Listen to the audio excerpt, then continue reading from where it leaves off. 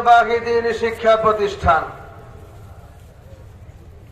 আনোয়ারুল উলুম বরুণা মাদ্রাসার আজকের এই মুবারক ইসলামী মহাসম্মেলনের শ্রদ্ধাভাজন সভাপতি, মঞ্চ উপবিষ্ট উলামায়ে কেরাম, আমার সামনে বিশাল প্যান্ডেলে সমবেত দূর দূরান্ত থেকে নবী প্রেমিক ভাইরা, আল্লাহ পাক রব্বুল আলামিনের দরবারে লাখো কোটি শুকরিয়া যিনি আমাদেরকে এই মুবারক মাহফিলে হাজির হওয়ার তৌফিক দিয়েছেন। আলহামদুলিল্লাহ। আলহামদুলিল্লাহ। মুহতারাম হাজিরিন, আমাদেরকে আজকে এই সামিয়ানার নিচে যে কালিমার মাধ্যমে একত্র করা হয়েছে এটার নাম হলো লা ইলাহা ইল্লাল্লাহ। আমরা সব এক কালিমায় বিশ্বাসী। বিভিন্ন গোত্রের, বিভিন্ন বংশের, বিভিন্ন রঙের, বিভিন্ন বর্ণের মানুষ আমরা একত্র হয়েছি। এখানে কোনো কোটিপতি, টাকাওয়ালা, গরিব, মিসকিন কোনো ব্যবধান নাই। এক সামিয়ানার নিচে আমরা বসেছি যে কালিমার মাধ্যমে, এটা হলো লা ইলাহা ইল্লাল্লাহ। রাসূল করিম সাল্লাল্লাহু আলাইহি সাল্লাম হাদিসে বলেন, আফদালুজ যিকরি লা ইলাহা ইল্লাল্লাহ, শ্রেষ্ঠ জিকির হলো লা ইলাহা ইল্লাল্লাহ। লা ইলাহা ইল্লাল্লাহর জিকিরের এত পাওয়ার, লা ইলাহা ইল্লাল্লাহর জিকিরের পাওয়ারের কথা শুনলে আপনাদের ঈমান তাজা হবে। দেখুন, আজকে আমরা যারা দ্বীনের কাজ করি, হাক্কানি উলামায়ে কেরাম, মাদ্রাসার তালিবুল ইলম, এক শ্রেণীর মানুষ আমাদের দেশে আছে যারা আমাদেরকে সমালোচনা করে, আমাদেরকে জঙ্গি বলে, আমাদেরকে সন্ত্রাসী বলে। যারা আমাদেরকে জঙ্গি ট্যাগ লাগায়, আমাদেরকে সন্ত্রাসী বলে অপবাদ দেয়, ওরাও জানে আমাদের কাছে বোমা টোমা কিছু নাই। কিন্তু কেন বলে? এর কারণ হলো একজন মুসলমান, একজন হাক্কানি আলেম, একজন তালিবুল ইলম আল্লাহ পাক রব্বুল আলামিনের উপরে তাওয়াক্কুল করে যখন বিশ্বাসের সাথে লা ইলাহা ইল্লাল্লাহ পড়ে, আল্লাহু আকবারের আওয়াজ যখন দেয়, তখন ইসলাম বিরোধী যারা আছে তাদের কলিজায় ভূমিকম্প শুরু হয়। এই জন্যই তারা আমাদেরকে সন্ত্রাসী বলে। লা ইলাহা ইল্লাল্লাহর পাওয়ার আগেও ছিল, বর্তমানেও আছে, ভবিষ্যতেও থাকবে। আল্লাহর নবী বলেন, লা তাকুমুস সাআ হাত্তা ইউকালা ফিল আরদি আল্লাহ আল্লাহ।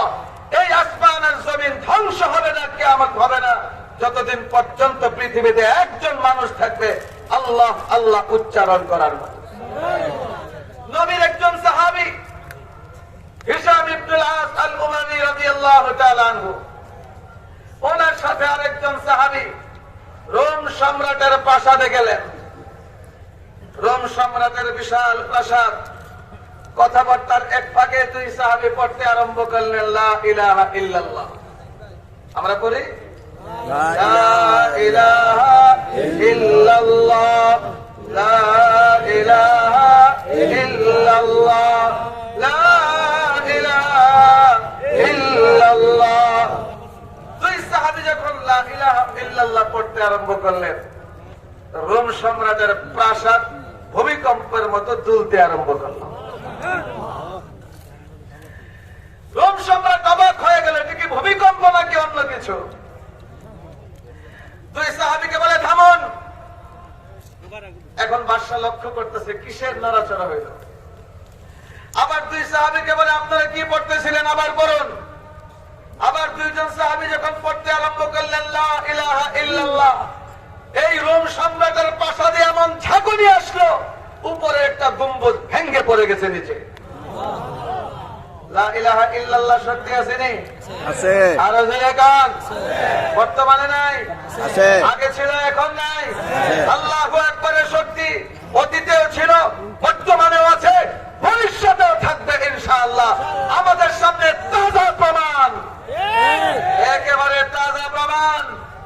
আমাদের পার্শ্ববর্তী রাষ্ট্রে কর্ণাটকে আমাদের এক মুসলমান বোন যখন শত শত গুন্ড গেরুয়া কাপড় পরে তাকে ঘেরাও করেছে, একজন মাত্র নারী ইমানি পালন নিয়ে যখন আল্লাহু আকবার আওয়াজ উঁচু করেছে,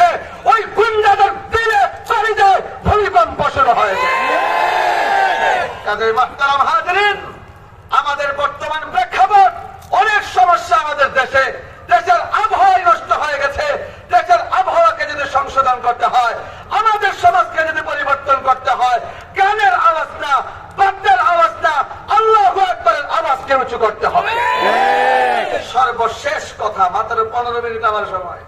আসলে তো এখানে বয়ান করে আমাদের মাকসাদ না, শুধুমাত্র বরকতের জন্য এবং নির্দেশ পালনের জন্য হাজির হই।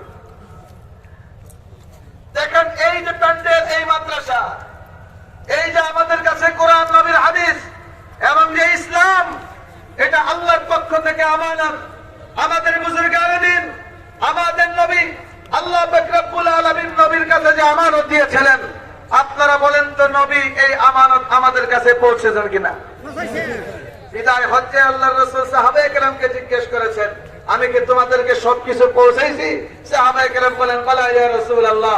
তখন আল্লাহর রাসূল বলেন, আল্লাহুম্মা শাহাদ, আল্লাহুম্মা শাহাদ, রব্বুল আলামিন তুমি সাক্ষী থাকো, আমার সাহাবীরা সাক্ষী দিচ্ছে আমি আমানত পৌঁছেছি। সুবহানাল্লাহ। কাজে এই যে আমানত, পবিত্র কোরআন, নবীর সুন্নাহ, দ্বীনি প্রতিষ্ঠান, জিকিরের মজলিস, গোটা ইসলাম আল্লাহর পক্ষ থেকে আমানত, নবীর পক্ষ থেকে আমাদের কাছে আমানত। আমানত যারা হেফাজত করে, যে গুণগুলো অর্জন করলে একজন মুসলমান বিনা হিসাবে জান্নাতুল ফেরদাউসের ওয়ারিস হয়, তার অন্যতম একটা গুণ হলো আমানতের হেফাজত। বলেন এই ইসলামটা কার পক্ষ থেকে আমানত? আল্লাহর পক্ষ থেকে। আমানত কিভাবে হেফাজত করতে হয় এটা বলি, আমি শেষ করে দিচ্ছি। সাহাবায়ে কেরাম আমাদের সামনে দৃষ্টান্ত দিয়েছেন আমানত কিভাবে হেফাজত করতে হয়। জঙ্গে মুতার যুদ্ধের সময় সাহাবায়ে কেরাম প্রমাণ দিয়েছেন, অন্যান্য সময় দিয়েছেন। এটা একটা সাইড উল্লেখ করতে চাই আপনাদের সামনে। রাসূল করিম সাল্লাল্লাহু আলাইহি সাল্লাম একজন সাহাবীকে দূত বানিয়ে ইসলামের দাওয়াতের জন্য প্রেরণ করলেন, কিন্তু শারজিল নামক এক গুন্ডা, যে ছিল সিরিয়ার গভর্নর, নির্মমভাবে আল্লাহর নবীর এই দূতকে হত্যা করলো, শহীদ করলো।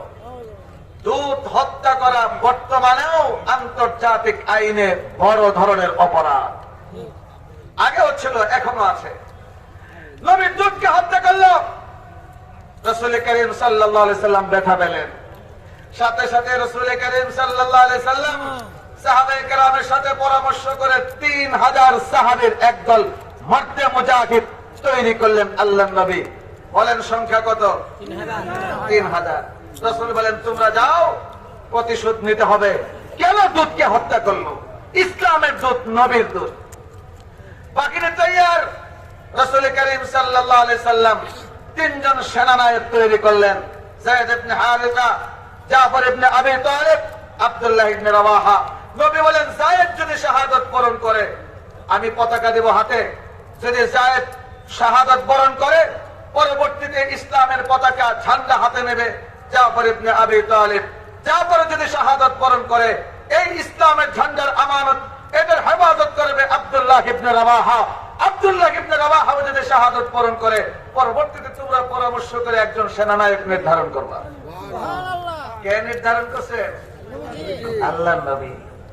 যখন বললেন যায়েদ যদি শহীদ হয়ে যায়, জাফর যদি শহীদ হয়ে যায়, আব্দুল্লাহ ইবনে রাওয়াহা যদি শহীদ হয়ে যায়, নবী যখন বলছেন তারা যদি শহীদ হয়ে যায়, সাথে সাথে সাহাবায়ে কেরামের ইয়াকিন হয়ে গেছে আমরা 3 জন বাঁচবো না, আমরা শহীদ হয়ে যাব।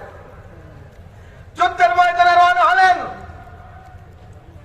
মুতা নামক জায়গার কাছে যাওয়ার পরে সাহাবায়ে কেরাম সংবাদ পেলেন শারজিল 1 লক্ষ সৈন্য সমাবেশ করেছে। সাহাবায়ে কেরাম কতজন? ওরা কত?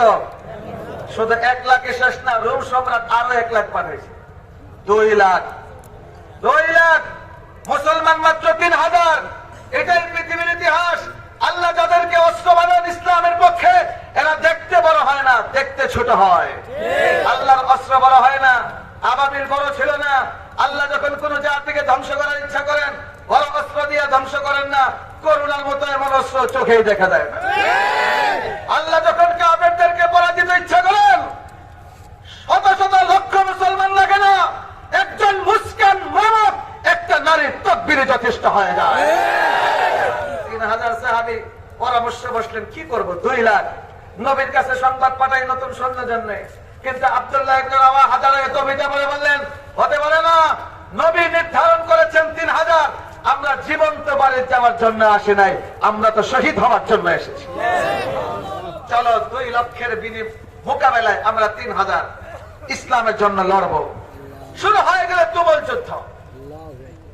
পতাকা কার হাতে বলেন তো? হযরত যায়েদ রাদিয়াল্লাহু তাআলা উনার হাতে। কিছুক্ষণ পরে উনি শাহাদাত বরণ করলেন। সাথে সাথে ইসলামের ঝান্ডা হাতে নিলেন হযরত জাফর ইবনে আবি তালিব। বীর বাহাদুর ছিলেন নবীর রক্তের, নবীর চাচাতো ভাই, নবীর বংশের। কাফেররাও জানতো উনি বীর বাহাদুর। হযরত জাফর ইবনে আবি তালিবের হাতে ঝান্ডা নেওয়ার সাথে সাথে কাফেররা চতুর্পাশে এমন ভাবে ঘেরাও করেছে, উনার আশপাশে আর কেউ নাই। তখন হযরত জাফর ইবনে আবি তালিব জান্নাতের কথা স্মরণ হয়ে গেছে, জান্নাতের কথা স্মরণ হয়ে গেছে। তখন তিনি কবিতা পড়তে আরম্ভ করলেন। ইয়া হাব্বাদাল জান্নাতু ওয়াক্তিরাবুহা, ইয়া হাব্বাদাল জান্নাতু ওয়াক্তিরাবুহা, তাইয়িবাতুন বারিদাতুন শারাবুহা, আর-রূম রূম ক্বাদ জানা আযাবুহা, কাফিরাতুন বাঈদাতুন আনসাবুহা, আলাইয়া ইয লাকাইতুহা দিরাবুহা। আরে জান্নাত তো দেখা যায় আমার সামনে, জান্নাত তো নিকটবর্তী, জান্নাতের ফলমূল কত সুস্বাদু, জান্নাতের পানি কত ঠান্ডা, কত সুমিষ্ট পানি। শুরু করলেন লড়াই। উনি একা, চতুর্পাশে কাফেররা ঘেরাও করা, সাথে সাথে ওরা এমন আক্রমণ করলো, ওনার ডান হাতটা শরীর থেকে আলাদা হয়ে গেল। পতাকা ছিল ডান হাতে।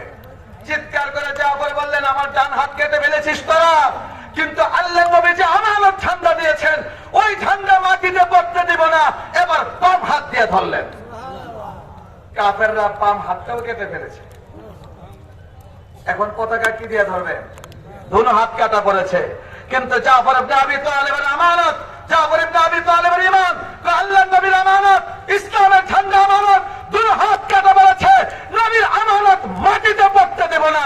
কাটা দুই হাত দিয়া, দাঁত দিয়া, কামড় দিয়া পতাকা খাড়া রাখছে। মুহতারাম হাজিরিন, যুদ্ধের দৃশ্য আল্লাহর নবীকে আল্লাহ দেখাইতেছেন। নবী মদিনার মসজিদে বৈশা সাহাবায়ে কেরামকে বলছেন, এই যে জাহেদ শহীদ হয়ে গেল, এই যে আমার কলিজার টুকরা জাফর শাহাদাত বরণ করেছে, তার ডান হাতটা কাটা পড়েছে, তার বাম হাতটা কাটা পড়েছে। ও সাহাবীরা, আমি দেখতে পাচ্ছি আমার জাফর জান্নাতে চলে গেছে। ইসলামের আমানত রক্ষার জন্য তার দুই হাত কুরবান করেছে। আল্লাহ তাকে জান্নাতে ডানা দিয়েছেন, ওই ডানা দিয়ে জান্নাতে উঠতেছে, জান্নাতে উঠতেছে। মুহতারাম হাজিরিন, কি শিক্ষা আমাদের জন্য? হযরত জাফর ইবনে আবি তালিবের দুনো হাত কাটা পড়েছে। বলেন, আল্লাহর নবীর আমানত মাটিতে পড়তে দিয়েছেন? আরো জোরে বলেন, পড়তে দিয়েছেন? এই বরুণা মাদ্রাসা, এই হেফাজতে ইসলাম, এগুলো হযরত শেখ বন্নবী রাহমাতুল্লাহ আলাইহির আমানত।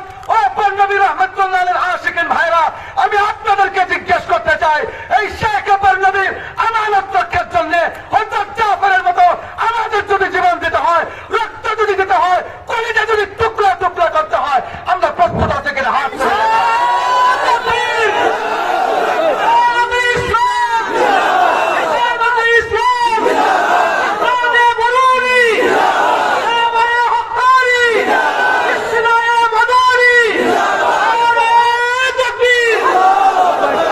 রব্বুল আলামিন আমাদের এই সংকল্প, আমাদের এই ঈমান, আমাদের এই জজবাকে আল্লাহ কবুল আর মঞ্জুর করুন।